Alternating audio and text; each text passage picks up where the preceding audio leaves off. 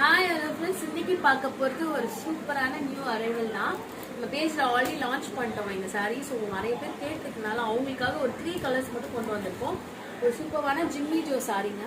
சாரீ ஃபுல்லாமே பார்த்தீங்கன்னா இந்த மாதிரி ஸ்டோன்ஸ் வரும், அழகாக இருக்கும். பார்டர் லேஸ் பார்த்தீங்கன்னா நமக்கு இந்த மாதிரி கட் ஒர்க் வந்துருக்கு. ஓகேங்களா?